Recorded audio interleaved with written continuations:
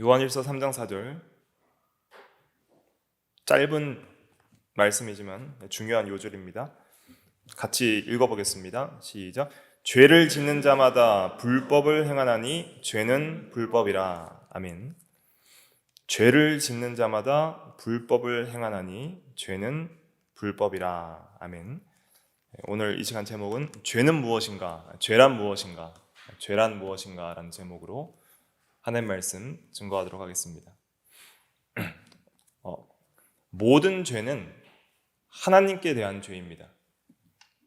우리가 어떤 사람에게 죄를 짓든 어떤 단체에게 죄를 짓든 어떤 다른 대상에게 죄를 짓는다 할지라도 궁극적으로 모든 죄는 하나님께 대한 죄가 됩니다. 시편 51편 4절에 보면 내가 주께만 범죄하여 주의 목전에 악을 행하였사오니 라고 다윗은 고백하고 있습니다. 밧세바와 간음죄를 지었고 우리아를 죽인 살인죄를 지었지만은 이 다윗이 죄를 고백할 때에 주께만 범죄하였다 이렇게 고백을 하고 있는데, 이것은 다른 사람에게 지은 죄는 안 중요하다 이런 의미가 아닙니다. 다른 사람에게 말할 수 없는 죄를 짓고, 그리고 여러 가지 내 마음의 생각과 말과 행동으로 죄를 짓는데, 그런 죄를 짓는 대상이 어떤 피조물에게 대하여 죄를 지을 수도 있고, 사람에 대해 죄를 지을 수도 있고, 자기 자신에게 자신을 해치는 그런 죄를 지을 수도 있지만은, 그러나 그런 모든 궁극적으로 그 모든 죄들은 결국은 하나님께 대한 죄가 된다는 거예요. 하나님 앞에서 그것이 죄가 된다는 거예요. 그러므로 하나님과의 관계를 파괴하는 것이 된다는 거예요. 그리고 궁극적으로 모든 죄는 하나님의 법을 어긴 죄가 된다는 거예요. 그러니까 하나님께 대한 죄라는 것은 하나님의 법을 어긴 것이 된다는 것이고, 그건 하나님이 제정하신 법이기 때문에 하나님의 법을 어겼다는 것은 궁극적으로 하나님을 향한 죄가 된다는 것이고, 그러한 모든 죄는 결국은 하나님과의 바른 관계를 파괴하는 결과를 가져온다는 것을 깨닫게 되는 것이죠. 그래서 우리가 죄를 지을 때에 항상 궁극적으로 이 모든 죄는 하나님을 향하고 있음을 깨닫는 것이 중요합니다. 그래야지 우리가 이 죄에 대한 심각성을 바르게 깨달을 수가 있는 거예요. 그 다음에 오늘 본문에서 증거하고 있는 죄의 정의는 무엇이냐면, 죄는 불법이라 라고 말을 하고 있습니다. 불법이라. 불법이라는 것은 무엇이냐면 율법 위반을 말하는 것입니다. 법이 없다 이런 뜻이죠. 법 없음, 불법, 법을 어김 이런 뜻이죠. 죄는 무엇인가? 죄를 짓는 것은 불법, 법을 어기는 것인데 그것이 죄다 이렇게 정의를 하고 있습니다. 그래서 웨스트민스터 소유리문답 제14문답에서도 이것을 잘 말을 하고 있는 것이, 죄는 하나님의 법을 순종함에 부족한 것이나 혹은 그 법을 어기는 것이라고 그랬잖아요. 그래서 하나님의 법을 불순종하는 것, 한마디로 불순종하는 것이 죄예요. 불순종. 그리고 법을 어기는 것이 죄다. 법을 어기는 것이 곧 불순종이고 불순종이 죄다. 특별히 우리가 어기는 것만 죄라고 생각을 하는데, 단순히 어기는 것만이 죄가 아니라 완전하게 순종하지 못하는 것이 하나님 앞에 죄다. 그래서 이 율법이라는 것은 우리가 어떻게 생각을 해야 되냐면 하나님과의 관계에서 생각을 해야 됩니다. 죄라는 것이, 하나님에 대한 죄라는 것은 무엇이냐면 하나님과 우리는 관계가 있다는 뜻입니다. 이것은 이제 우리가 인간론을 처음 하기 전에 이 언약을 굉장히 좀 긴 시간 동안 언약에 대해서 생각을 해봤잖아요. 그러니까 언약적 관계에서 죄를 생각해야 됩니다. 그러니까 하나님과 우리와의 관계는 이 언약적 관계가 있어요. 그래서 하나님은 우리에게 하나님의 명령을 주시고, 그리고 우리는 하나님과의 관계에서 그 명령을 순종해야 될 의무가 생기는 거예요. 그리고 하나님은 우리에게 명령을 주시면서 복과 저주를 약속하셨어요. 명령을 주시면서 이 명령을 지키면 내가 너의 복이 되고 복을 주리라, 생명을 주리라 이렇게 약속을 하시고, 어기면은 저주와 심판과 형벌을 내리리라 이렇게 약속을 해주셨어요. 그 어떤 피조물에게도 이런 약속을 하지 않으셨어요. 그런데 오직 인간에게만이 하나님께서 그런 약속과 언약을 주시고 그 언약 관계 안에서 자신을 묶으셔서 이제는 하나님과의 관계 속 안에 들어가게 하시는 거예요. 그러니까 모든 인간은 자기가 믿든지 안 믿든지 전부 다 하나님과의 관계 속에서 살아요. 어떤 인간은 하나님과 화목된 관계 속에서 복음 안에서 살기도 하고 어떤 인간은 이 원수된 관계 속에서 살기도 하는 것이죠. 그런데 왜 하나님과의 이 바른 관계가 깨어지는가? 그것은 하나님과의 언약을 파기하고 하나님의 법을 어겼기 때문에 하나님과의 관계가 깨어지는 것입니다. 그래서 아담의 첫 번째 이 죄인 선악과를 따먹는 죄가 무엇을 어긴 거라고 자주 제가 말씀드리냐면 행위 언약을 어긴 죄다 이렇게 말씀드렸잖아요. 그것이 굉장히 중요한 것인데 하나님과의 행위 언약은 율법 언약이라고 그랬습니다. 그래서 법을 지키면 살고 지키지 않으면 죽으리라 하는 그 법을 주신 거예요. 선악과를 통해서 하나님께서 율법 전체를 주신 거예요. 그리고 그 율법을 마음에 새겨주셨고 그 마음에 새겨진 율법대로 온전히 하나님을 순종하면서 사랑하면서 살도록 그렇게 명령하신 거예요. 그리고 하나님의 법을 순종하고 그 명령을 지키는 것이 곧 하나님을 사랑하는 방식이고 그렇게 하나님을 사랑하는 삶만이 참된 생명과 참된 복된 삶임을 가르쳐 주시고 그리고 그렇게 순종하는 걸 통해서 하나님의 자신의 모든 선하심을 다 주실 것을 또한 약속해 주신 굉장히 복된 그러한 약속인 것이죠. 하나님이 무엇이 간데 우리에게 순종하면 복을 주시겠다고 약속을 하시겠어요? 그럴 이유가 없으세요. 그런데 순종하면 복을 안 주실 수 없게 그렇게 하나님께서 약속을 해주셔버린 거예요. 그러면서 순종하는 자에게 생명과 복의 모든 귀한 것들을 주시겠다고 약속을 하신 거죠. 그리고 거기에 반해서 불순종하면 반드시 형벌을 내리시겠다. 심판하시겠다. 그렇게 약속을 하신 것입니다. 그래서 이 죄라는 것은 하나님의 이 율법 언약 이것을 어기는 것이고 또 법을 어기는 것입니다. 쉽게 말하면 법을 어기는 것인데 그 법이라는 것은 무엇이냐면 오전에도 말씀드렸지만은 하나님을 사랑하는 방식이에요. 그래서 계속 이 율법이 왜 중요한가를 생각할 때 이것이 하나님을 사랑하는 방식이다 하는 것을 계속 마음속에 생각을 하셔야 됩니다. 율법이 왜 중요하냐? 율법은 하나님을 사랑하는 방식이에요. 율법을 왜 사랑해야 되냐면 그것이 하나님을 사랑하는 방식이기 때문이에요. 하나님을 사랑하면 당연히 율법을 사랑하게 되어 있어요. 왜냐하면 그 대상을 사랑하는 참된 방식이 율법이기 때문에. 그래서 하나님의 법을 순종한다는 것은 어떤 의미가 있냐면 하나님을 사랑한다는 의미가 있는 거예요. 하나님을 바르게 사랑한다는 의미가 있는 거예요. 내가 하나님을 사랑합니다. 그런데 그 사랑하는 방식에 있어서 우리가 율법대로 하지 않으면 그것은 거짓말이 되는 거예요. 우리가 하나님을 진정으로 사랑한다면 하나님을 바른 방식대로 사랑을 하게 되는 것이죠. 하나님이 원하시는 방식대로 우리가 사랑을 하는 거예요.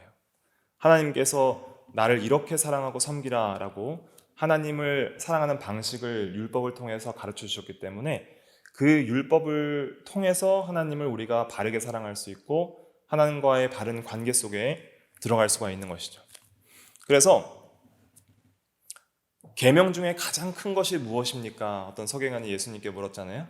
그럴 때 마음과 뜻과 목숨을 다하여 주 너의 하나님을 사랑하라 하셨으니 이것이 크고 첫째 되는 계명이요 둘째도 그와 같으니 내 이웃을 내 자신과 같이 사랑하라 하셨으니 이 두 계명이 율법과 선지자의 강령이니라. 강령이라는 것은 달려있다라는 뜻이에요. 원어의 의미는. 그래서 하나님 사랑과 이웃 사랑이 하나님 사랑과 이웃 사랑의 계명 안에 모든 이 율법과 선지자의 구약 성경이 다 달려 있다. 그래서 모든 십계명의 이 계명들은 하나님 사랑과 이웃 사랑으로 요약될 수 있고 결국은 사랑으로 요약될 수 있다. 그래서 이 계명을 지키는 것이 곧 사랑의 방식이다 하는 것을 여기서 가르쳐 주시는 것이죠.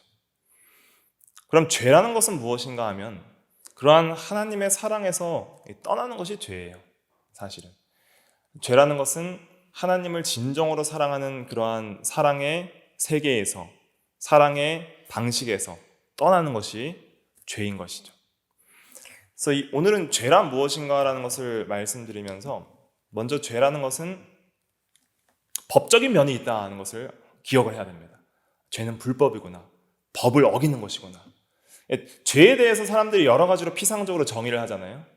뭐 죄는 이기심이기도 하고, 뭐 죄는 어떤 추상적인 것이기도 하고, 뭐 그렇게 말하는 잘못된 사람들도 있는데, 죄는 죄의 정체는 무엇이냐면 법을 어기는 것이다. 먼저 이렇게 우리가 정리를 해야 됩니다. 그 다음에 죄는 단순히 행위로만 짓는 것이 죄다. 이렇게 생각하는 것이 바리새인들의 오류였고, 죄는 마음으로부터 짓는 것도 죄다. 예수님께서 가르쳐 주셨잖아요. 그래서 마태복음 5장 27절에 보면 28절에 보면은 음욕을 품고 여자를 보는 자마다 마음에 이미 간음하였느니라 그랬고, 또 요한일서 3장 15절에 보면 형제를 미워하는 자마다 살인하는 자니라 그랬잖아요. 그래서 우리가 마음으로 하나님의 법을 어기는 것도 죄임을 예수님께서도 말씀해 주시고 또 신약 성경을 통해서 증거를 하고 있습니다. 그래서 행위의 죄가 있고 또 행위의 죄가 나오기 위해서 그전에는 마음으로 짓는 죄가 있는 거예요. 행위의 죄가 열매라면은 마음으로 짓는 죄들은 어떤 가지나 줄기 정도 된다고 할 수 있고, 그 다음에 이제 죄의 이제 뿌리가 있습니다. 그 죄의 뿌리를 우리는 본질이라고 할 수가 있어요. 죄의 본질. 그래서 제가 2020년 10월 4일에 죄의 본질이라는 설교를 한번 했어요.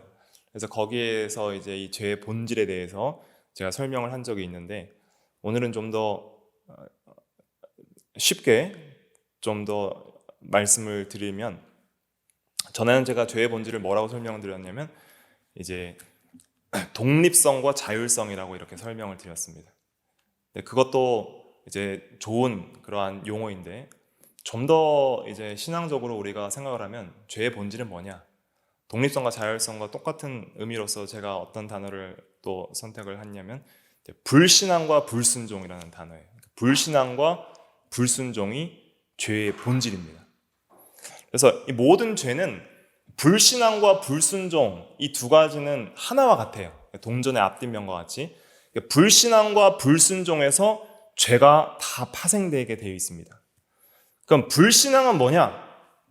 오늘 죄의 본질에 대해서 생각해 볼 텐데, 불신앙은 무엇이냐면 전에는 이 독립성이라고 말을 했습니다. 독립성. 불신앙은 무엇이냐?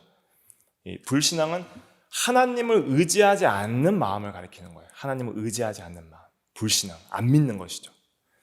그것이 이제 독립성이라고도 말을 할 수 있는데, 독립성이라는 것은 무엇이냐면 홀로 독, 설립, 성품 성자잖아요.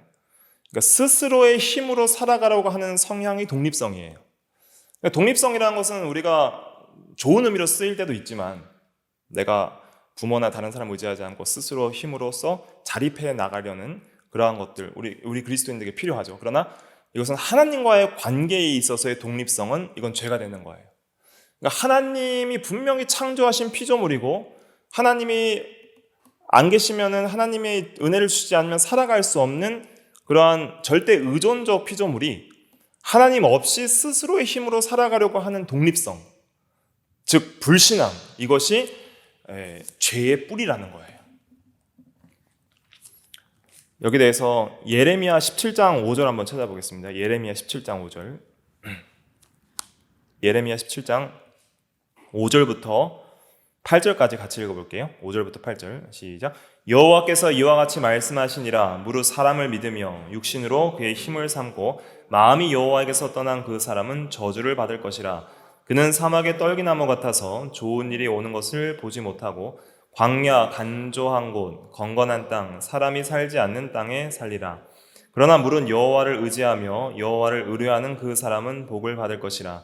그는 물가에 심어진 나무가 그 뿌리를 강변에 뻗치고 더위가 올지라도 두려워하지 아니하며 그 잎이 청청하며 가무는 해에도 걱정이 없고 결실이 그치지 아니함 같으리라. 아멘. 여기 비유에 보면은 나무를 비유해서 말을 하고 있어요. 뿌리를 사막에 뻗쳐서 전혀 물이 흡수되지 않는 그러한 땅에 뿌리를 내린 사람, 그러한 사람은 어떤 사람이냐면 무릇 사람을 믿으며 육신으로 그의 힘을 삼고 마음이 여호와에게서 떠난 그 사람이라고 말하고 있습니다. 그러니까 마음이 여호와에게서 떠났다는 것이 바로 이 불신앙이에요. 하나님을 의지하지 않고 내 힘대로 살아보겠다. 육신을 믿으며 육신으로 그 힘을 삼고 내가 내 힘대로 여호와 없이 한번 살아보겠다 하는 사람. 그것이 불신앙의 핵심입니다. 독립성을 가리키는 거예요. 독립성. 하나님 없이 스스로의 힘으로 서가겠다. 그런 사람은 나무 뿌리를 어디에 내린 사람과 같아요? 사막에 물 없는 곳에 내린 사람과 같은 거예요. 그러니까 뿌리가 본질적으로 하나님을 떠나 있어요. 그러니까 근원적으로 하나님을 떠난 마음으로서 살아가는 그러한 죄의 본질을 가지고 있을 때 그런 사람은 저주를 받을 것이라. 그래서 좋은 일이 있는 것을 보지 못하고 간조한 곳 건강한 땅, 사람이 살지 않는 땅에 살리라. 그래서 참된 만족과 기쁨과 생명의 힘을 얻지 못하고 그렇게 산다는 거예요. 그러나 무릇 여호와를 의지하며 여호와를 의뢰하는 그 사람은 복을 받을 것이라. 불신앙의 반대는 뭐예요? 신앙이죠. 신앙. 신앙은 여호와를 의지하는 것입니다. 여호와를 의뢰하는 거예요.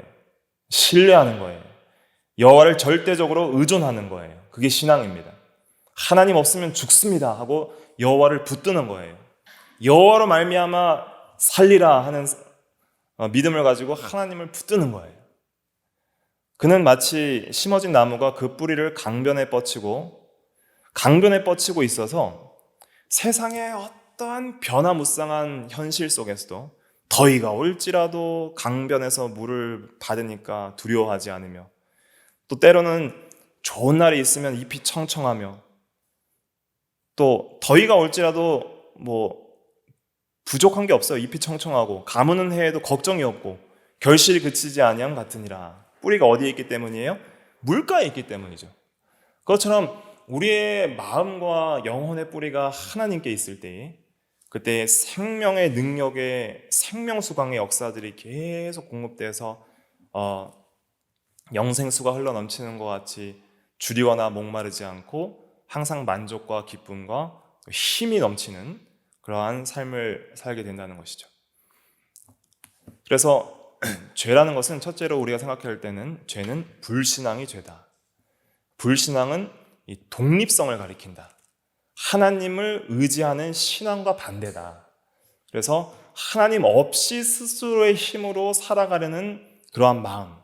하나님 없이 살아가려고 하니까 뭘 믿어요? 사람을 믿으며 자기 육신으로 힘을 삼고 마음은 여호와께서 떠난 것. 이것이 이제 불신앙이고 독립성인 것입니다. 그래서 이렇게 살아가는 사람의 특징이 있습니다. 특징. 불신앙을 가진 사람에게 반드시 나타나는 특징이 있어요. 그것이 교만입니다. 교만을 불신앙이다 할 수 있는 거예요. 교만이 독립성이라고 할 수 있는 거예요. 그러니까 하나님 없이 자기 스스로 넉넉하게 살아가려고 하는 마음, 반드시 하나님을 절대 의존하여서 살아갈 수밖에 없는 절대 의존성을 지닌 피조물이 과거에도 하나님의 은혜 때문에 살았고 현재도 하나님의 은혜 때문에 존재하고 살아가고 있는 가운데 있음에도 불구하고 나는 하나님 없이 살겠다 하는 거예요. 계속적으로 하나님의 은혜를 공급받고 있으면서도 불구하고 나는 하나님 없이 스스로 힘으로 살아가겠다 하는 그것이 교만이죠. 너희 가운데 받지 않은 것이 무엇이냐? 어찌 받지 않은 것처럼 스스로 자랑하느냐? 말씀하셨죠? 그런데 우리는 하나님 없이 산다. 하나님은 없다. 혹은 나는 하나님 없이도 내 힘으로 살아가겠다 하는 그것이 이제 불신앙 또 교만이라고 할 수가 있겠습니다. 아담이 선악과를 따먹은 것, 하와가 선악과를 따먹은 것은 바로 이 불신앙에서 나온 거예요. 하나님의 법을 온전히 순종하면서 하나님을 사랑하면서 하나님을 절대적으로 의존하면서 살아가야 되는 그런 존재임에도 불구하고 내가 하나님과 같이 되어서 이제는 세상의 중심이 내가 되고 하나님 없이 내가 하나님으로 살아가겠다 하고 하나님과의 독립을 선포한 것이 죄입니다. 그게 죄의 본질이에요.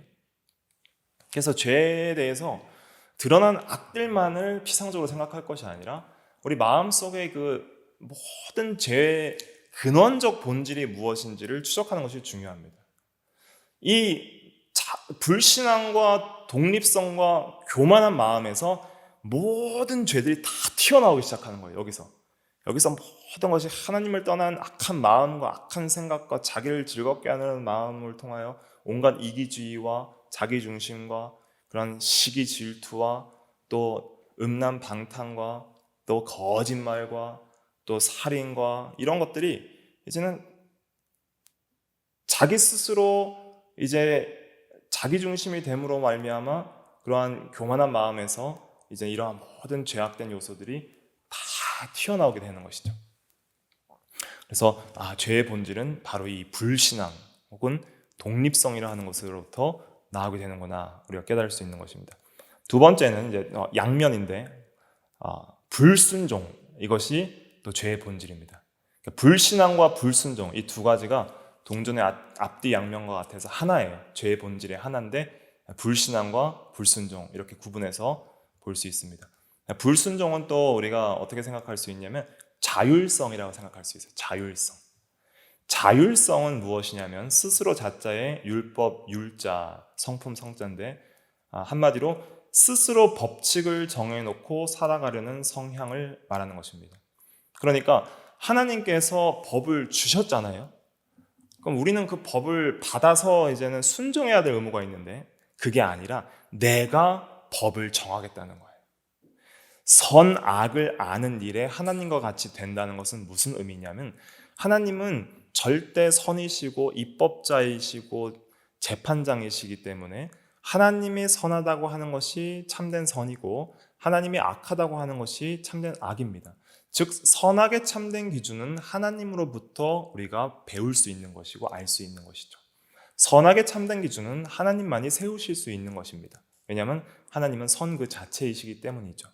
그런데 선악을 아는 일에 하나님과 같이 되려고 범죄하였다는 것은 무슨 의미냐면 내가 선하다고 생각하는 것을 선이라고 하고 내가 악하다고 하는 것을 악이라고 규정하겠다는 거예요.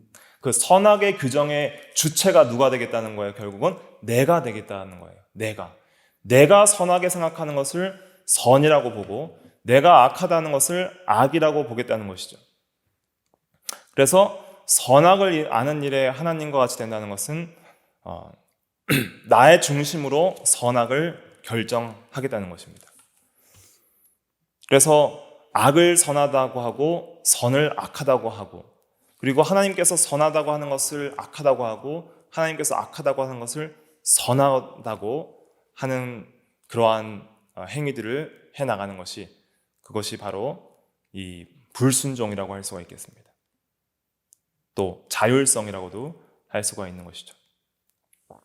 그래서 스스로 이제 법칙을 정해놓고 그렇게 살아가려는 성향을 가지면서 이 불순종하는 마음 때문에 이제는 실제로 마음으로부터 하나님을 대적하고 미워하고 하나님의 법을 미워하고 그리고 실제 행위에 있어서 하나님의 법을 어기는 그런 불순종이 나타나게 되는 것입니다.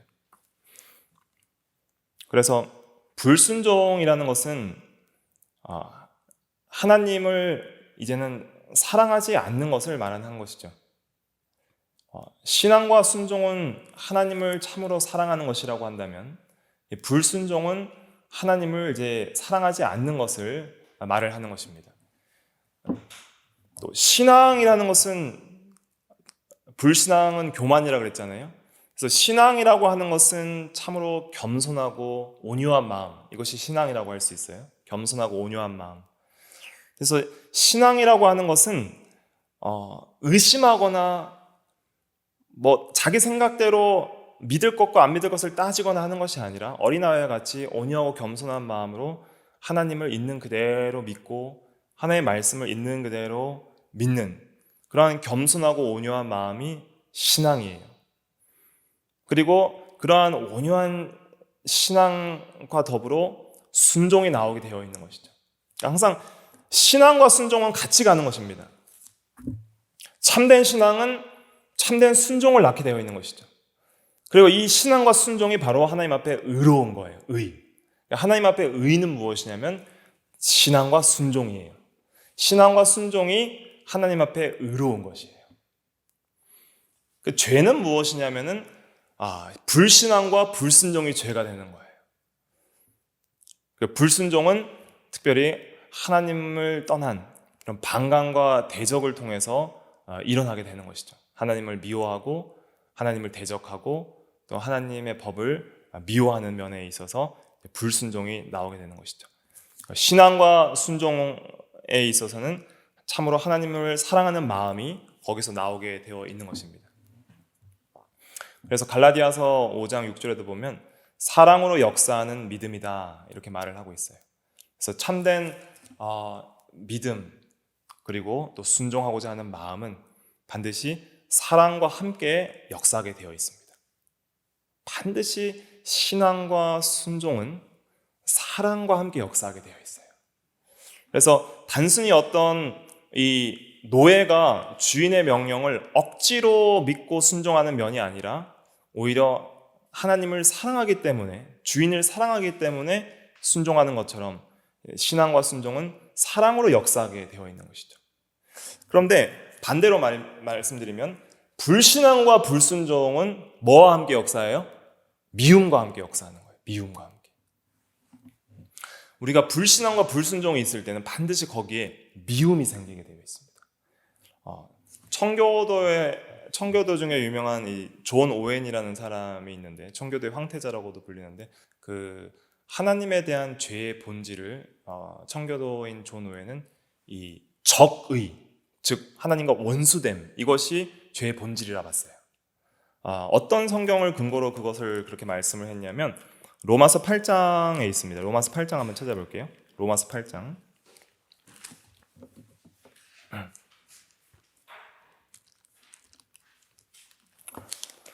로마서 8장 7절입니다. 로마서 8장 7절.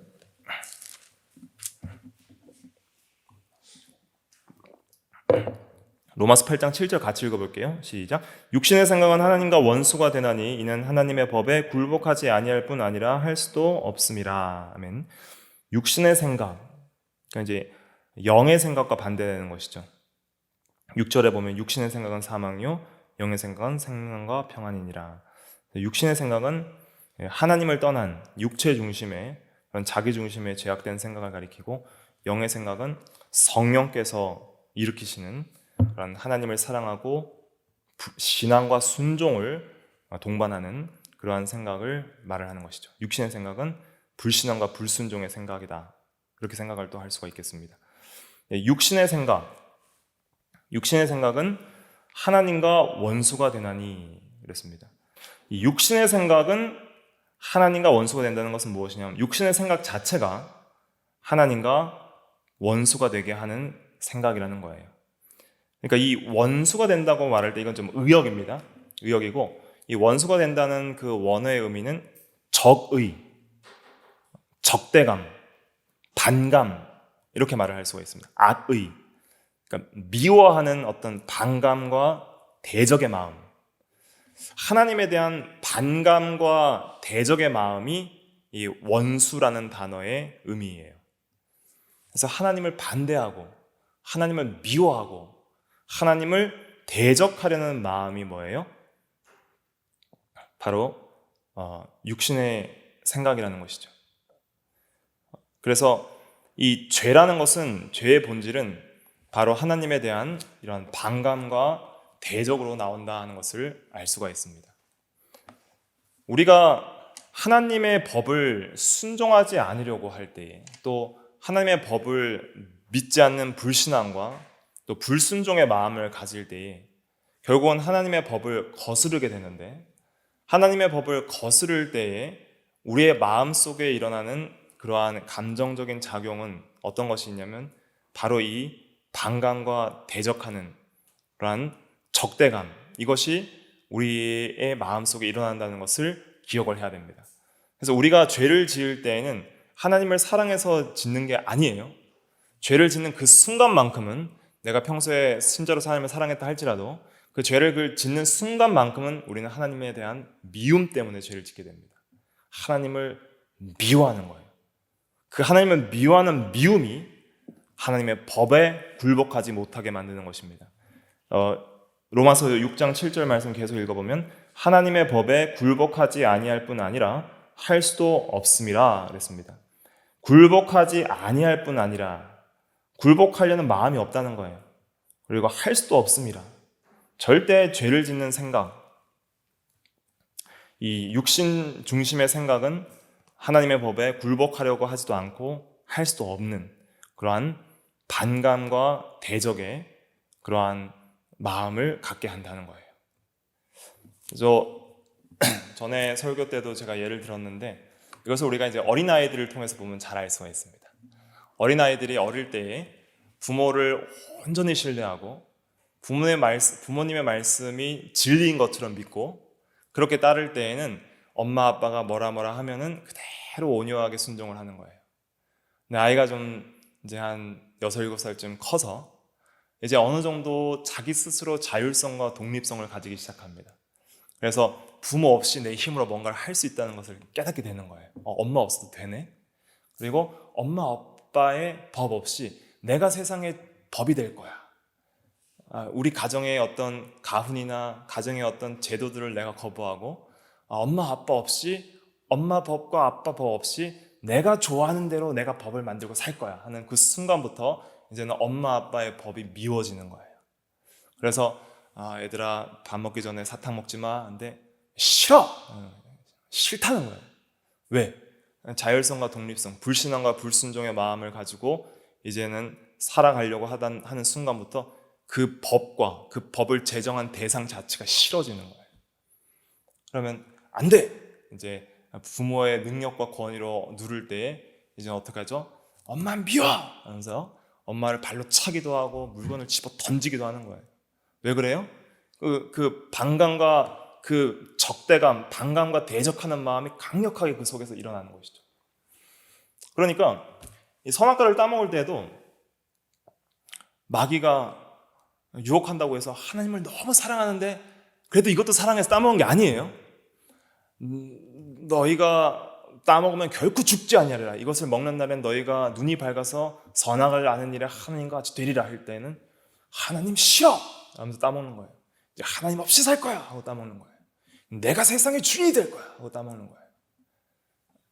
그러면서 이제는 하나님 없이 하나님을 피해서 이제는 동산 나무 숲 가운데 숨어서 하나님 없이 살려고 했지만은 그렇게 하나님 없이 사는 인생이 어떤 인생이 되었어요? 사망과 저주와 파멸과 죽음과 이제 서늘한 곳에서 쓸쓸하게 스스로를 부끄러워하면서 그렇게 사는 인생이 된 거예요.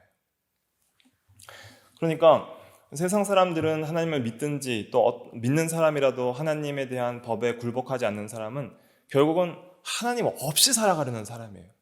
그렇게 하나님 없이 살아가는 사람의 마음의 중심성에서는 하나님을 미워하는 그런 적대감, 하나님과 원수되려는 마음이 그 마음의 생각 속에 자리 잡고 있는 거죠. 그런 생각들이. 그러니까 우리가 죄를 지을 때 내가 정말 하나님을 미워하는 마음들이 아직도 이렇게 많이 있구나. 그걸 생각하셔야 돼요. 내가 하나님을 사랑하는데 너무 연약해서 죄를 지었습니다. 물론 연약해서 지은 면도 있죠. 그런데 그 짓는 순간순간만큼은 나는 하나님을 미워하면서 죄를 짓는 거예요. 그러니까 모든 죄는 다 누구를 향하는 거예요? 하나님을 향하는 거예요. 하나님에 대한 미움과 대적과 반감과 하나님에 대한 원수되는 관계를 가지는 거예요. 다윗이 밧세바와 간음했고 우리아를 죽였죠. 근데 어떠한 누구와의 관계가 깨어지고 소원해졌어요? 하나님과의 관계가 깨어지는 거예요. 어떤 죄를 짓든 다 하나님과의 관계의 파괴를 만들어내는 거예요. 왜 그런 관계의 파괴를 만들어내냐면 그 죄의 본질 자체가 하나님에 대한 이 원수됨, 미움을 내포하고 있기 때문이에요. 그러니까 이 불신앙과 불순종의 마음이 들어오는 순간 우리는 하나님을 미워하게 되어 있어요. 하나님의 법을 싫어하게 되어 있어요. 그리고 그렇게 싫어하게 되면 우리는 그 싫어하는 대상과의 관계가 완전히 파괴되는 것이죠.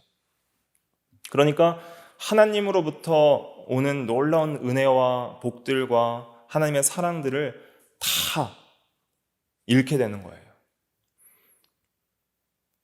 그래서 이 타락한 인류는 복음으로 말미암아 우리가 놀라운 성령의 은혜 역사로 말미암아 중생되기 전까지는 극도로 하나님을 미워하는 그러한 인간이라는 것을 기억해야 됩니다. 전적 타락이라는 것은 무엇이냐면 우리 전 본성에 있어서 구원받기 전에 인간은 하나님을 사랑하는 면이 1도 없다는 거예요. 조금도 없다는 거예요. 모든 본성이 다 하나님을 미워하게 된다는 것이죠. 마귀는 하나님을 알지만은 하나님을 알고 하나님의 성품도 알아요. 그러나 하나님을 극도로 미워하기 때문에 대적을 하는 거예요. 마귀라는 자체의 의미가 대적자라는 의미가 있거든요. 그래서 하나님을 끝까지 지옥불에서 영원히 타 죽을지언정 내가 살아계시고 참된 하나님을 끝까지 미워할 것이다 하고 선포하면서 그렇게 나가는 것이 마귀예요. 그러니까 마귀가 하는 역할이 무엇이냐면 하나님을 미워하게 만드는 역할을 하는 거예요. 어떻게 하든지 한 명이라도 하나님을 미워하게 만드는 것이 마귀의 사역의 궁극적인 목표예요. 그래서 하와에게 왔을 때도 하와야 너희 하나님께서 동산 나무의 모든 실과를 따먹지 말라고 하셨더냐? 하나님이 그렇게 좀 별로이지? 그렇게 미워하게 만드는 거예요. 그러니까 그러한 미움이 들어오는 순간부터 정말 그런가 의심하는 순간부터 불신앙과 불순종의 마음이 들어오는 순간부터 같이 하나님을 미워하기 시작하는 거죠. 그래서 우리가 정말로 하나님을 사랑하고 하나님과의 바른 관계 속에 들어가려면 예수 그리스도의 십자가밖에 없다는 것을 여기서 확실히 알 수 있는 거예요. 그래서 그리스도의 십자가는 우리와 하나님과의 이 반감과 또 원수된 관계를 십자가를 통해서 도말하시는 거예요. 그래서 예수 그리스도의 십자가는 화목 제사라고 성경에서 말을 하고 있습니다. 그래서 우리가 원수되었을 때 로마서 5장 10절에 보면은 우리가 원수되었을 때에 한번 찾아볼까요? 잘 아는 요절이지만은 로마서 5장 10절 말씀 같이 읽어볼게요. 시작. 곧 우리가 원수되었을 때에 그의 아들의 죽으심으로 말미암아 하나님과 화목하게 되었은즉 화목하게 된 자로서는 더욱 그의 살아나심으로 말미암아 구원을 받을 것이니라.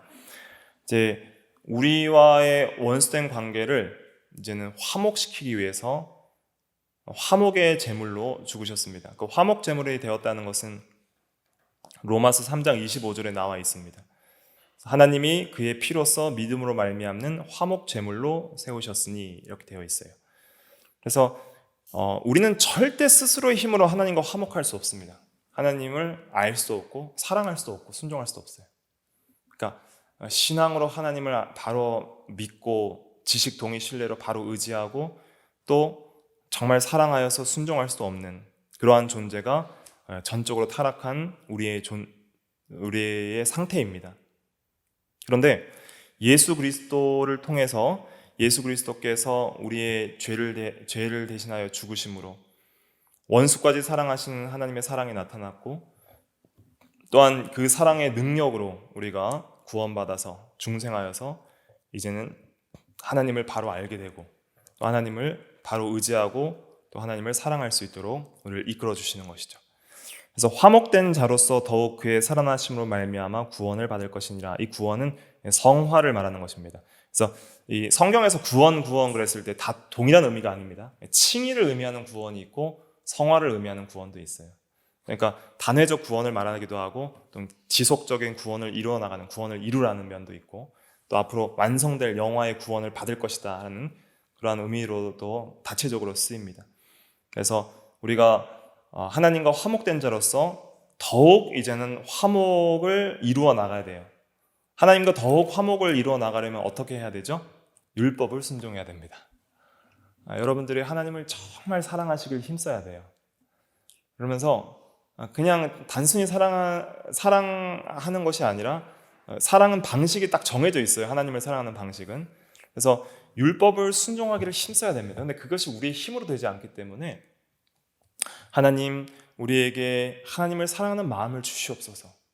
예수 그리스도를 통해서 우리에게 주어진 원수까지 사랑하시는 그 하나님의 사랑을 우리가 알고 믿었사오니 그 사랑 안에서 우리가 그 사랑에 감격하게 하시고 하나님을 사랑하는 마음을 주시고 하나님을 절대적으로 의존하고 순종하려는 마음을 주시옵소서. 그렇게 믿음을 구하고 신앙과 순종의 마음을 구하여서 이제는 하나님을 사랑할 수 있게 해달라고 하면서 그 사랑이 원동력이 되어서 이제는 하나님의 법을 사랑하고 그 법을 제정하신 분을 참되게 사랑할 수 있는 그런 우리가 되게 해달라고 기도를 해야 되는 것이죠. 그래서 우리가 하나님과 화목하게 된 것은 예수를 믿음으로 즉시 화목하게 되어서 이제 하나님과 법적으로 화해하게 되었고 또 하나님의 자녀가 되었지만 실제적으로 계속적인 그 화목을 이루어 나가야 되는 것이죠. 더 하나님과 깊은 친밀한 관계 속에서 하나님과 교제하고 하나님과 사랑하는 그 깊이에 깊이 들어가야 되는 것입니다. 근데 그것을 계속적으로 아직도 방해하는 세력이 남아있으니 그것이 뭐예요? 부패한 본성이에요. 옛사람의 본성이 남아있어서 이제 우리에게는 두 마음이 존재하는 거예요. 한 마음은 하나님을 사랑하기를 원해요. 그것이 이제 신자의 주도적 마음이고 또 한 마음은 하나님을 여전히 미워하고 있어요. 이것이 전적 부패한 옛사람의 부패성인 것이죠. 그러니까 새 사람의 마음은 하나님을 사랑하기를 원하고 옛사람의 마음은 계속적으로 하나님을 미워하는 거예요.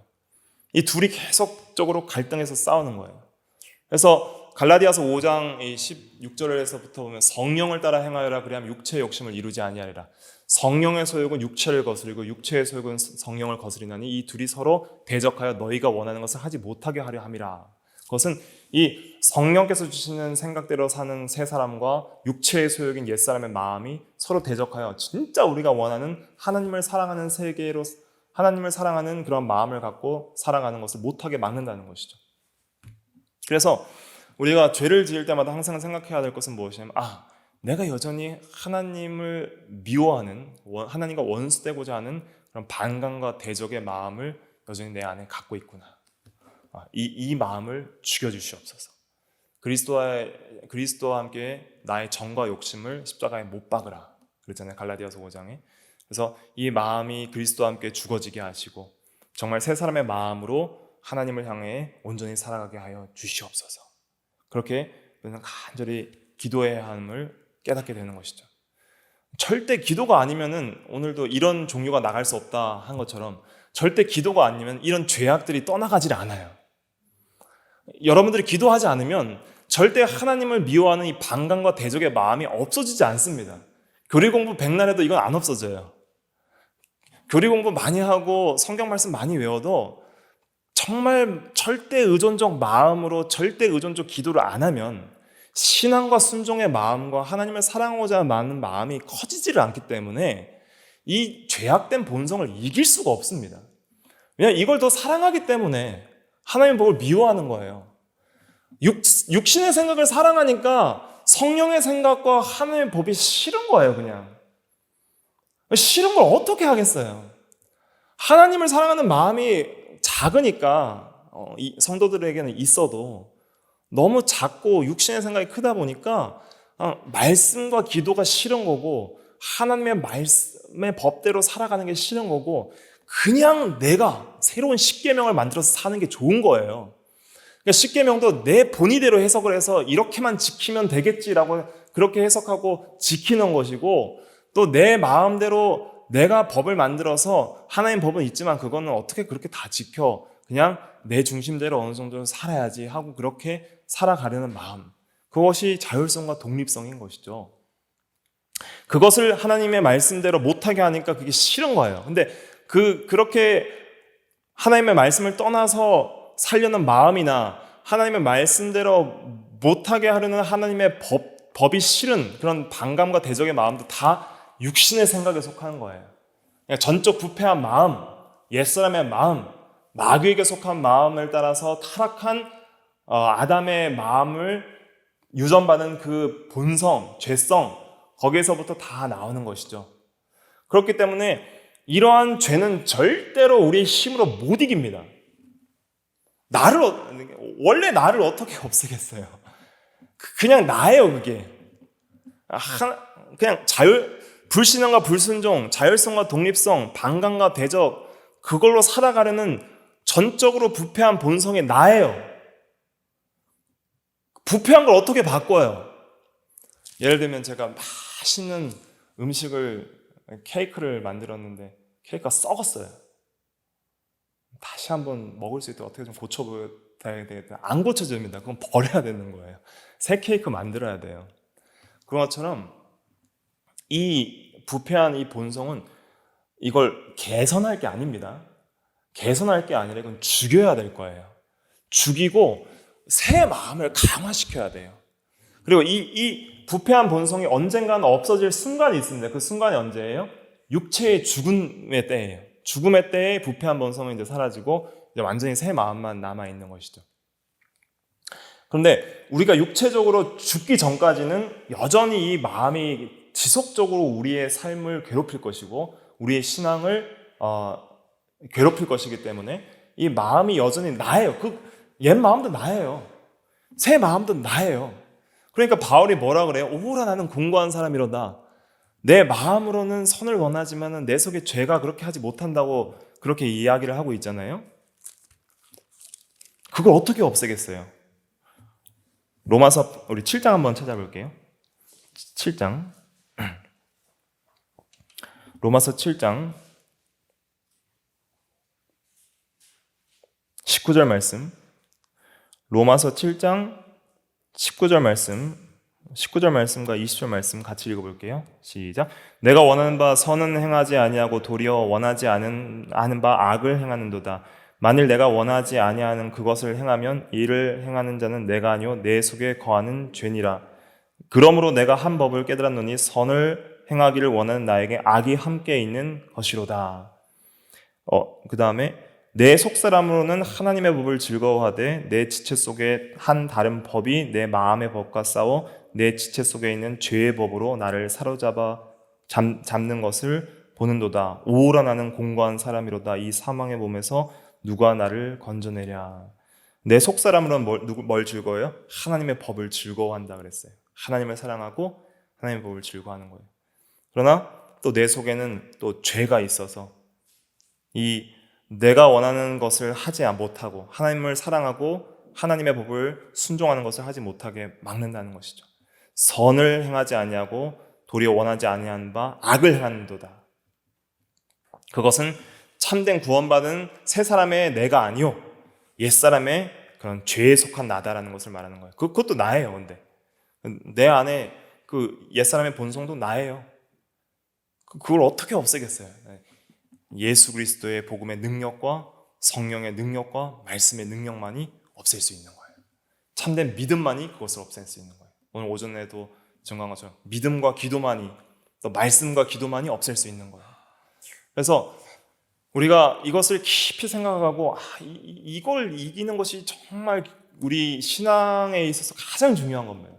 평생 우리 성도가 해야 될 가장 큰 목표는 이 죄와 싸워서 이겨서 죄를 죽이고 거룩한 삶을 살아서 구원을 잘 이루는 것, 이것이 인간의 최대 목표고 가장 중요한 일이에요. 그걸 하기 위해서는 반드시 이 죄의 정체를 잘 알아야 됩니다. 죄의 본질이 뭔지. 이 죄의 본질이 바로 불신앙과 불순종, 독립성과 자율성이구나. 그리고 그것은 반감과 대적이라는 것을 통해서 우리 안에서 마음에서 역사하는구나. 이걸 죽여야 되는데 이걸 죽일 수 있는 유일한 길은 뭐예요? 하나님의 능력을 힘입는 것밖에 없습니다. 성령의 역사밖에 없어요. 성령을 따라 행하여라. 그래야만 육체 욕심을 이루지 아니하리라. 성령의 역사는 누구에게 임하는가? 기도하는 자에게 임하는 거예요. 기도하는 자에게. 간절히 하나님의 말씀을 붙들고 진리에 바로 서는 자에게 성령이 임하고, 또 바른, 우리가 교리와 말씀을 잘 배워야 되는 이유는 성령은 진리의 영이기 때문에 진리와 함께 역사합니다. 바른 말씀을 알고 믿는, 깨닫는 그 진리와 함께 역사하는 거예요. 그러니까 바른 교리 공부나 바른 성경 공부는 정말 중요한 거예요. 그러나 그거 가지고는 안 된다는 거예요. 반드시 병행해야 될 게 뭐예요? 말씀과 기도예요. 기도를 통해서 우리의 본성적으로 하나님을 사랑하는 경향성이 커지는 거예요. 점점 하나님의 사랑으로 우리의 마음이 기울어지고 죄에 대해서는 마음이 점점 떠나는 거예요. 그러니까 자연스럽게 내 마음으로부터 죄를 사랑하지 않고 하나님을 사랑하기 때문에 자연스럽게 죄를 이길 수 있게 되는 것이죠. 근데 여기서 이제 조심해야 될 것은 무엇이냐면, 내 의지로 죄를 이기려고 하시면 이제는 바리새인이 되는 거예요. 내 의지로 한번 내가 죄를 이겨봐야 되겠다, 하나님 없이 내 힘으로 한번 죄를 이겨봐야 되겠다 하면 아주 외식적인 사람이 되어갈 것입니다. 자기를 계속 포장을 하는 거예요. 말과 행위를 고치고 포장을 하는데 속에는 하나님을 미워하는 반감과 대적이 가득해요. 근데 겉으로는 어떻게 하든지 선한 말과 선한 행동을 하려고 자기 힘을 쓰다 보니까 그런 사람은 돼요. 남들 보기에도 선한 사람이에요. 근데 굉장히 외식적인 사람이 되는 것이죠. 속은 정말 하나님의 법을 미워하고 있는데 겉은 순종하고 있는 거예요. 이것처럼 이렇게 외식적인 것이 어디 있어요? 그런데 속에서부터 정말 죄를 미워해서 죄를 떠나고 하나님의 법을 정말 사랑해서 순종하려는 그러한 사람은 말씀과 기도를 통해서 하나님이 역사하는 사람, 그 사람 외에는 절대 그렇게 될 수가 없는 것입니다. 그러니까 내가 지금 죄와 싸워 이기되 내 힘과 의지로 싸우고 있는가, 아니면 하나님을 의지하여서 진리의 말씀과 성령께서 나를 변화시키고 있는가, 이것을 점검해 봐야 되는 것이죠. 하나님이 나를 변화시키는가, 내가 나를 변화시키려고 애를 쓰고 있는가. 물론 우리는 은혜의 수단인 말씀과 기도에 전념을 해야 된다. 그건 우리의 의무고, 말씀과 기도에 우리가 전념을 할 때에, 내가 나의 책임을 다할 때 결국은 변화시키는 역사는 누가 이루시는 거예요? 하나님이 이루시는 거예요. 하나님이.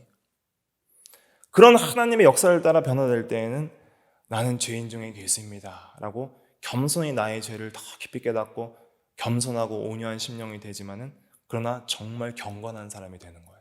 정말 하나님을 사랑할 줄 알고, 정말 이웃을 사랑할 줄 알고, 정말 죄를 미워할 줄 알고, 정말 하나님의 법을 순종할 줄 아는 사람. 그 순종이 억지가 아니라 정말 마음으로부터 원해서 순종할 수 있는 그러한 사람이 되는 것, 이것이 정말 하나님께서 우리에게 역사하시는 그 구원의 은혜입니다. 이런 역사가 있는 것을 보는 것이 중요합니다. 내 속에서 이런 역사가 일어나는 것을 보는 것이 중요해요. 그것이 구원받은 증거예요. 그래서 이러한 역사들을 우리 내적으로 더욱더 깊이 있게 경험하기 위해서 애를 써야 되는 겁니다. 왜냐하면 우리는 자주자주 실패하기 때문이죠. 아무쪼록 죄의 본질에 대해서 우리가 깊이 깨닫고, 이것이 바로 불신앙과 불순종, 그리고 이 반감과 대적, 하나님에 대한 원수되고자 하는 마음, 이런 것에서부터 모든 죄가 시작되는 것을 알고 이걸 부셔버리는 것이 중요해요. 이걸 죽이는 것이 성화의 핵심입니다.